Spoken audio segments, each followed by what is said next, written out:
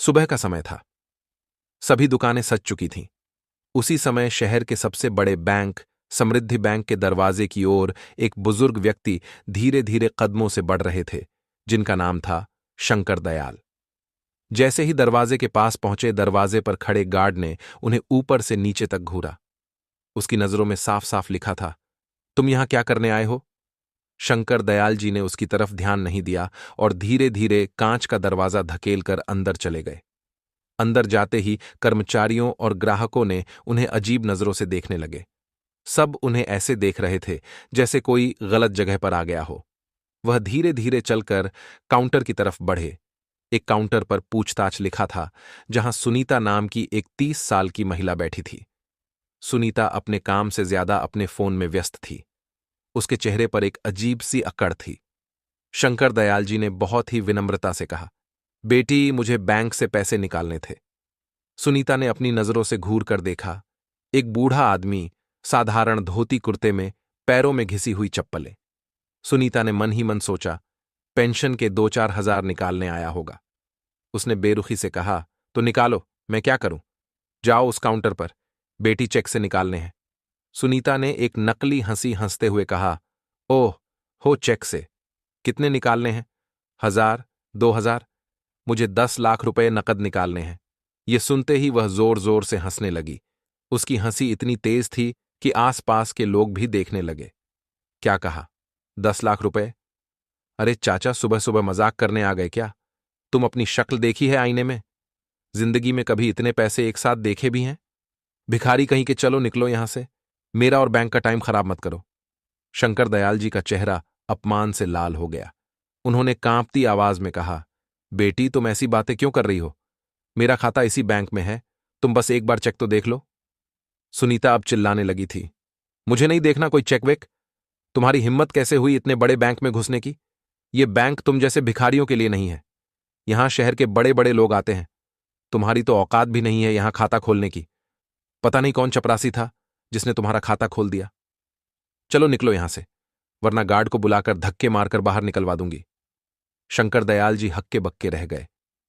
यह हंगामा सुनकर आसपास भीड़ जमा हो गई थी। सभी खड़े होकर तमाशा देख रहे थे। तभी बैंक मैनेजर मिस्टर वर्मा अपनी कांच की केबिन से बाहर निकला। मिस्टर वर्मा एक नंबर का घमंडी और चापलूस इंसान था। उसने दूर से ही माजरा समझ लिया। वर्मा ने कड़क आवाज में पूछा, क्या हो रहा है यहां? सुनीता, ये कौन हंगामा कर रहा है? सुनीता को जैसे और बल मिल गया। उसने चटकारे लेते हुए कहा, सर, देखिए ना, ये कोई भिखारी है। सुबह सुबह आ गया है और कह रहा है कि इसे 10 लाख रुपए कैश चाहिए। मैं इसे बाहर जाने को कह रही हूं तो यह जा ही नहीं रहा। मिस्टर वर्मा गुस्से में शंकर दयाल जी की तरफ बढ़ा। ए बुढ़े, सुनाई नहीं दे रहा तुझे? जब वह कह रही है कि यहां से जाओ तो जाता क्यों नहीं? यह बैंक है, कोई धर्मशाला नहीं जो कोई भी मुंह उठाकर चला आए। शंकर दयाल जी ने हाथ जोड़कर कहा, साहब, मैं भिखारी नहीं हूं, मेरा पैसा है। मिस्टर वर्मा ने अपना आपा खो दिया।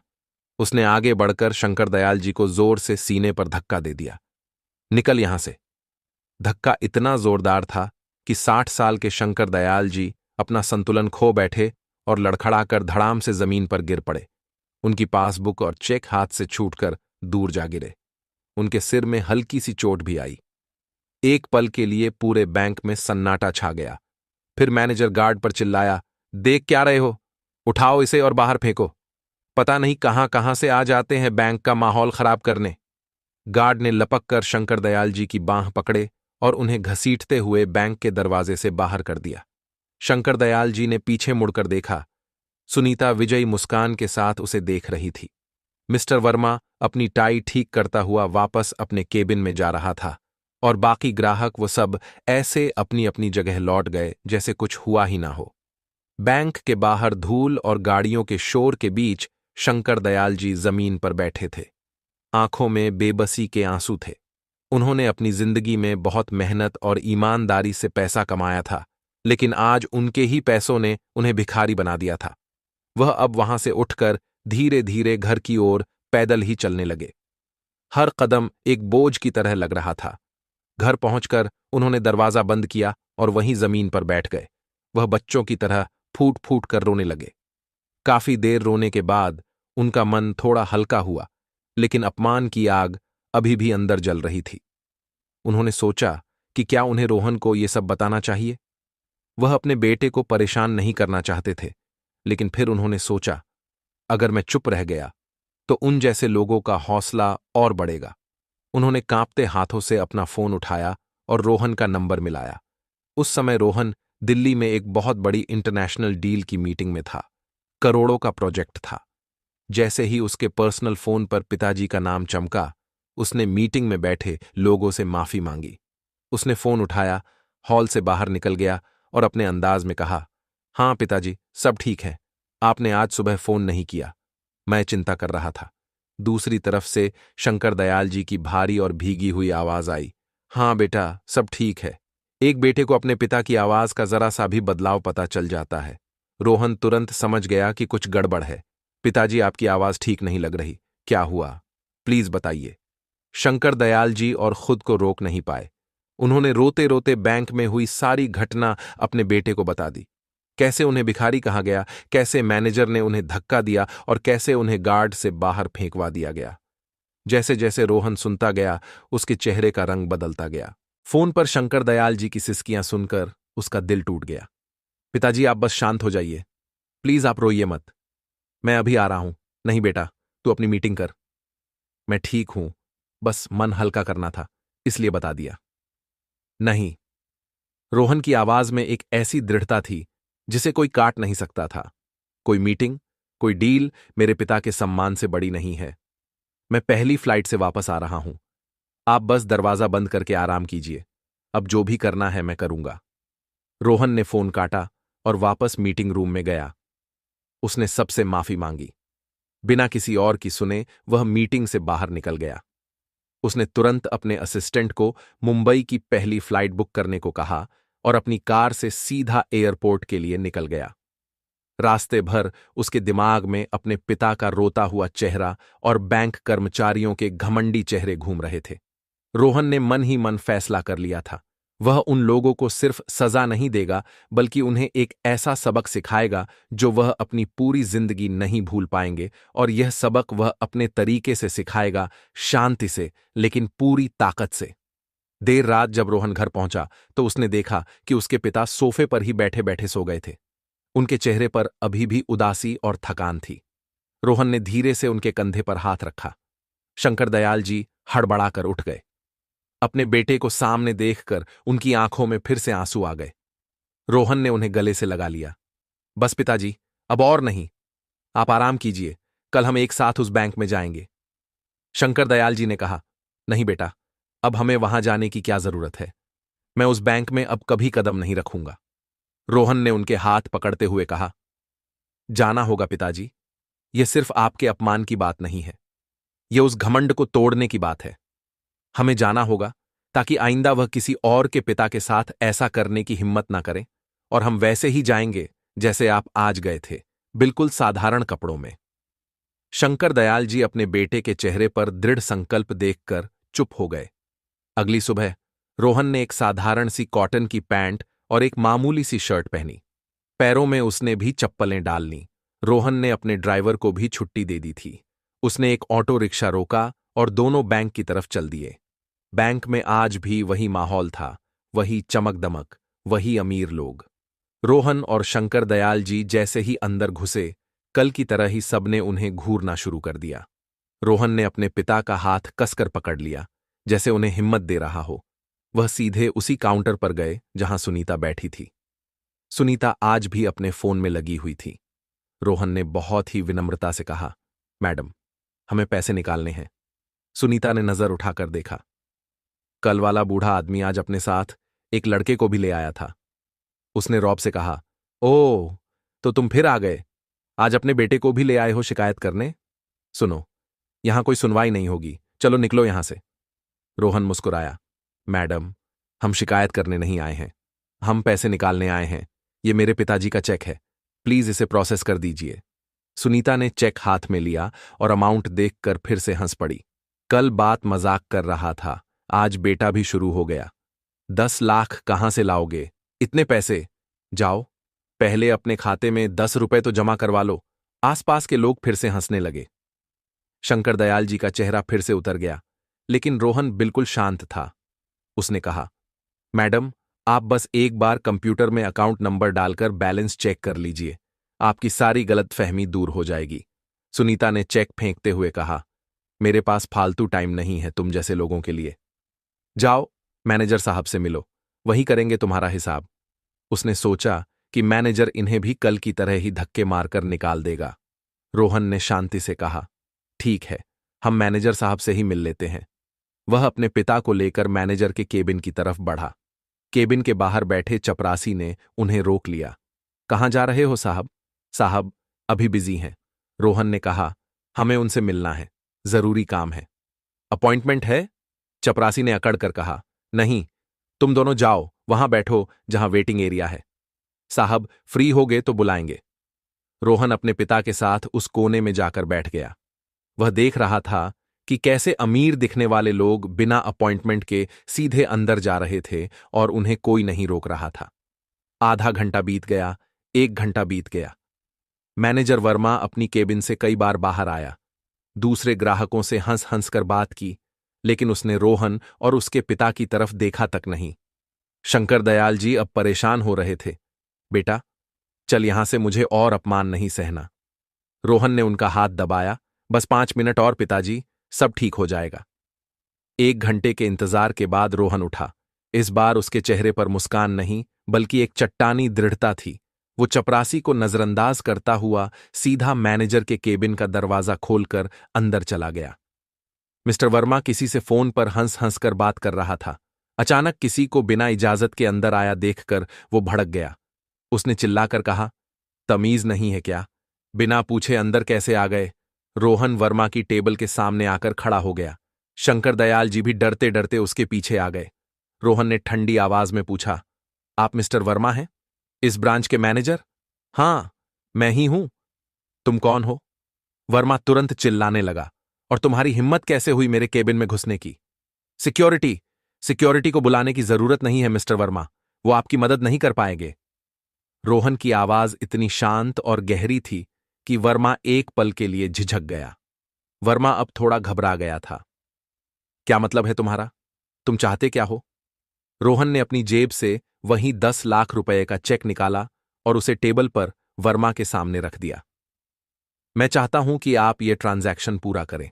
यह मेरे पिता श्री शंकर दयाल जी का चेक है। कल आपने इन्हें पहचानने से इनकार कर दिया था।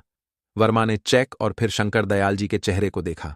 ओह, तो ये कल वाला बुढ़ा है। सुनो, लड़के, दिमाग खराब हो गया है क्या तुम्हारा? जब इसके खाते में पैसे ही नहीं हैं तो मैं ट्रांजैक्शन कहां से कर दूं? तुम जैसे लोग रोज आ जाते हैं टाइम खराब करने। चेहरे देखकर ही पता चल जाता है कि किसकी कितनी औकात है। वर्मा ने चेक को बिना देखे ही किनारे फेंक दिया। अब चुपचाप यहां से निकल जाओ, इससे पहले कि मैं तुम दोनों को पुलिस के हवाले कर दूं। रोहन ने कहा, अनुभव औकात चेहरे पढ़ना। आपकी यही बातें तो मुझे यहां खींच लाई हैं मिस्टर वर्मा। रोहन ने अपनी जेब से अपना फोन निकाला और एक नंबर डायल किया। हां अवनीश, तुम पूरी टीम के साथ बैंक के बाहर ही होना? ठीक है, अब अंदर आ जाओ। और हां, रीजनल हेड मिस्टर शर्मा और विजिलेंस डिपार्टमेंट को भी कॉन्फ्रेंस कॉल पर ले लो, उन्हें यह सब लाइव सुनना चाहिए। वर्मा को कुछ समझ ही नहीं आया। ये क्या बकवास कर रहे हो? तभी केबिन का दरवाजा खुला और सूट बूट पहने 5-6 लोग अंदर आ गए। उनमें से एक ने आगे बढ़कर रोहन को एक फाइल दी। वर्मा उन लोगों को देखकर और भी घबरा गया। रोहन ने अपनी कुर्सी खींची और वर्मा की आंखों में आंखें डालकर बैठ गया। उसकी आवाज अब बिल्कुल बदल चुकी थी। उसमें एक मालिक का अधिकार था। मिस्टर वर्मा, मेरा नाम रोहन है, और ये जिन्हें कल आपने भिखारी कहकर धक्का दिया था, मेरे पिता श्री शंकर दयाल जी हैं, और मैं रोहन इस समृद्ध बैंक का मेजॉरिटी शेयर होल्डर और मालिक हूं। मतलब जिस कुर्सी पर तुम बैठे हो, जिस बैंक में तुम काम करते हो, वह मेरा है और मेरे पिताजी का है। एक पल के लिए केबिन में मौत जैसा सन्नाटा छा गया। ये सुनते ही मैनेजर वर्मा के पैरों के नीचे से जमीन खिसक गई। उसका मुंह खुला का खुला रह गया। माथे पर पसीने की बूंदें चमकने लगीं। उसे अपने कानों पर यकीन नहीं हो रहा था। बाहर काउंटर पर बैठी सुनीता भी यह सब देखकर हैरान थी। पूरा बैंक स्टाफ और ग्राहक अब केबिन की तरफ ही देख रहे थे। वर्मा कांपती आवाज में बोला, सर, आप मजाक कर रहे हैं? रोहन की आवाज गूंजी।